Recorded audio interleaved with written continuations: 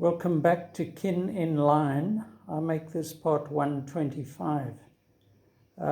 This tracing of my life in line was always going to be an autobiographical thing.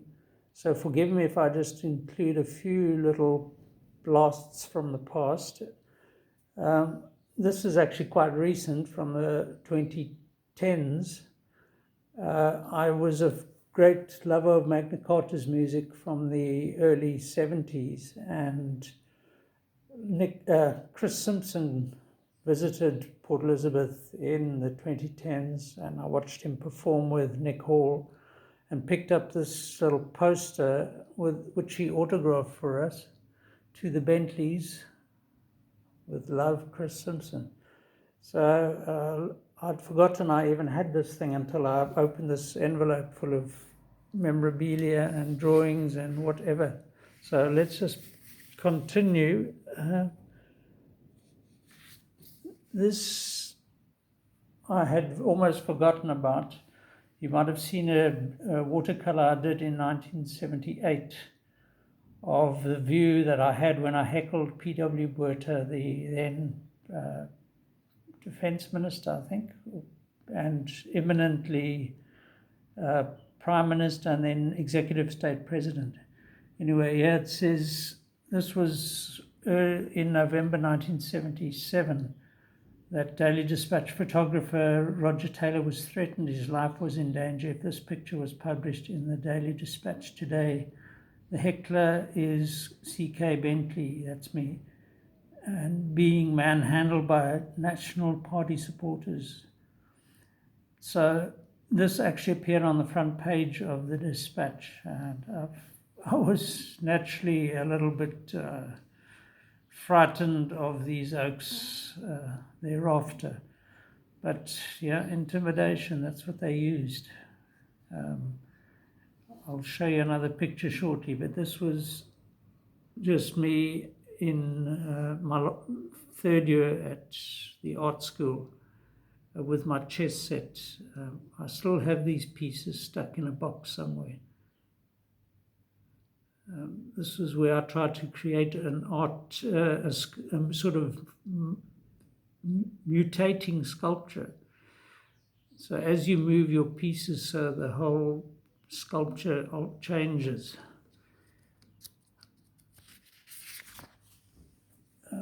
As I say, intimidation was against anybody who was against the apartheid regime was intense. And this is my late brother Ian, brother of the PFP's branch chairman. That was Alistair. He was the youth branch chairman. Ian Bentley indicates where a shotgun blast hit. It was not actually his brother's home. It was our family home. We hadn't left home yet. I mean, my mom was single. My dad had died when I was 17. So Ian was still living there. I was still living there. We were all going through this military rubbish. And in fact, Ian had just recently come out of the army after a camp. So anyway, this shot was fired while he was in the house. And then just also in November, this was November 87, I was a reporter, that's me on the left there, head down taking notes. And this was when they released Governor Mbeki. He was the first Rivonia trialist and senior ANC member to be released from Robben Island on the 5th of November 87. Yeah, so as you can see, the reporters were not all white. I mean, we had good relationships with these black guys here. And it was just, this was the start of the end of apartheid, really. But to get back to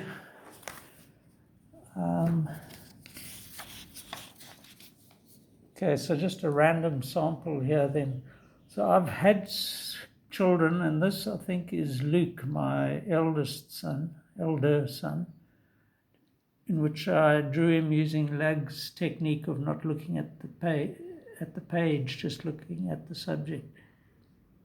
And you can see how the line, this is the kind of line one attempts to get in a drawing where you do look at the page, but essentially your line must come from the object itself, not sort of, there mustn't be room really. I mean, occasionally you must sort of look down at what you're doing, but sort of with half an eye always on the subject. It's not always flattering, but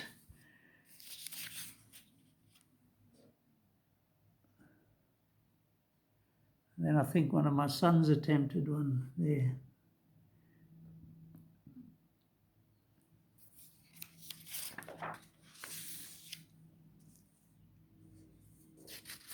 Interesting just to see what this is.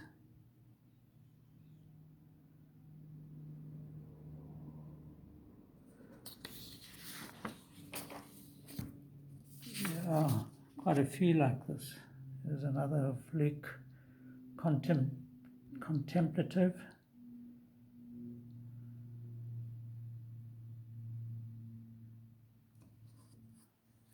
As I say, those were exercises in this process.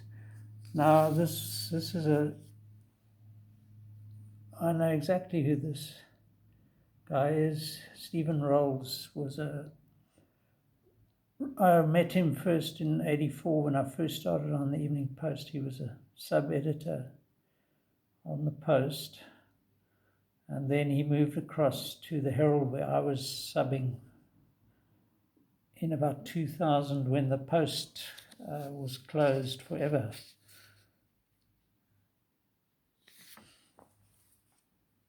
You know, this guy, I wish I could remember his name, but he left the Herald and went back to the UK. He was a British citizen, a young chap with ambition, him and his wife, both British expats. And eventually they, I think, realized that life under the new regime, under the ANC, wasn't going to be that easy. This is just to show you a printout. So every page that we did on the Herald was proofed, sent through a printer, and this was 2002. This is Athol Trollope, a lot younger than he is today, 20 years ago.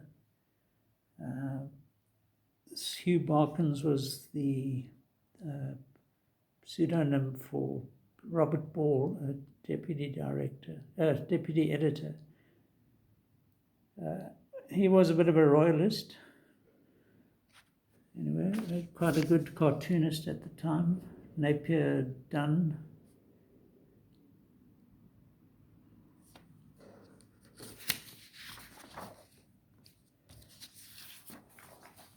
As I said, this is just a random sample, so I have no idea what I'm going to come across here, except that it's invariably going to have one of my doodles,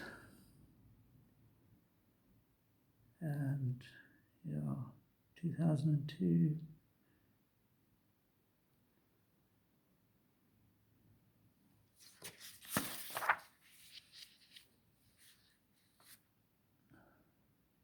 You can see here, user H. Bentley, so that's Harold Bentley, page 7. I laid out a lot of these pages.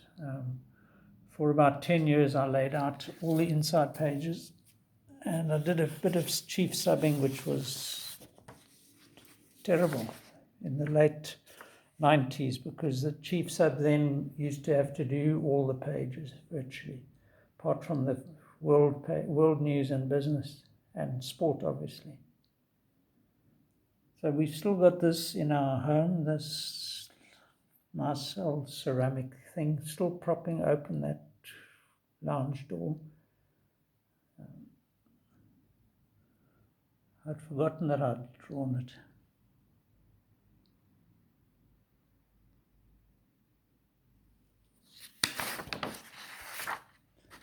And that's what it used to be called the Eastern Province Herald, not just the Herald, because it was started in 1845, which it should say there, volume 154, that must be 154 years.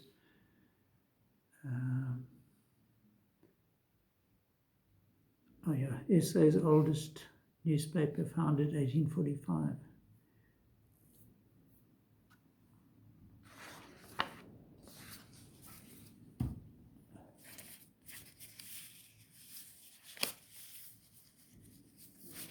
So let's just see what else we got here. A couple of visits to the zoo, various reptiles.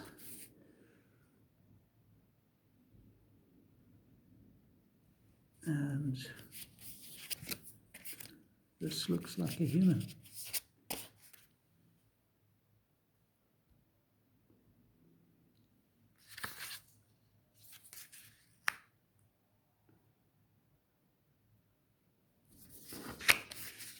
Quite an interesting character here.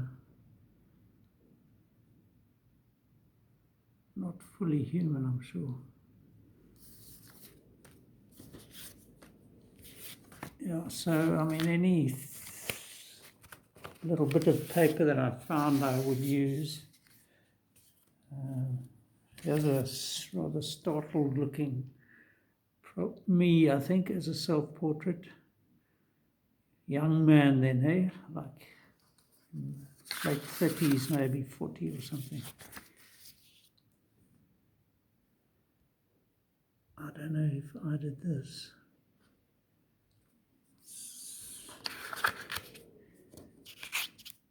Doesn't look like my style at all. Yes, son.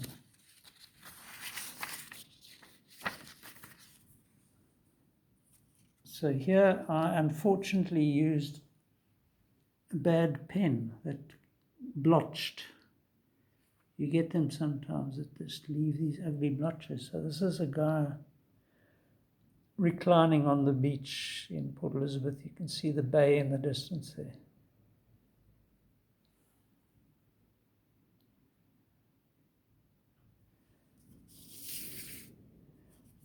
And another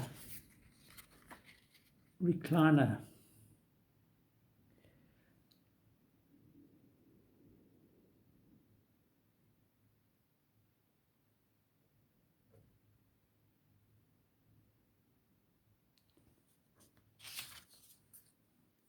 Oh, yes. Huh. Okay, so if you know Port Elizabeth, you will know that there's a slipway at Humewood.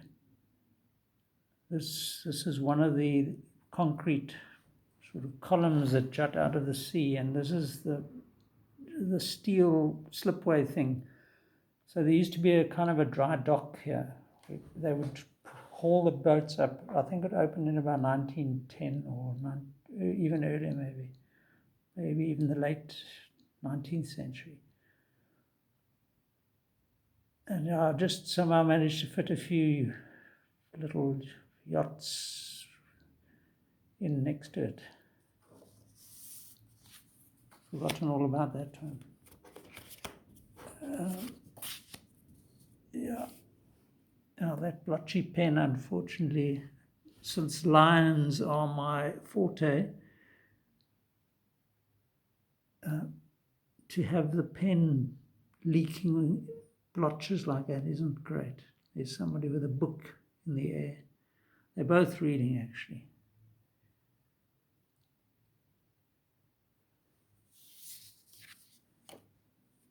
And I don't know how many times I've drawn young chaps sitting on, leaning on their arm like this on the beach. But anyway.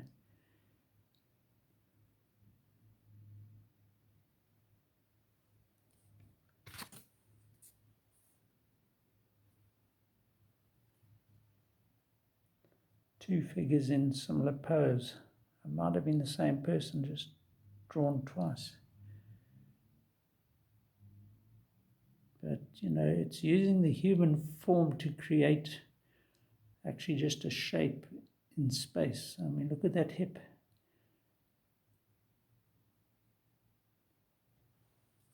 Quite like that.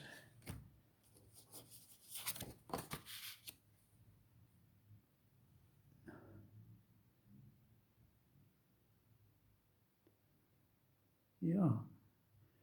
Anyway, I think I've even signed this here.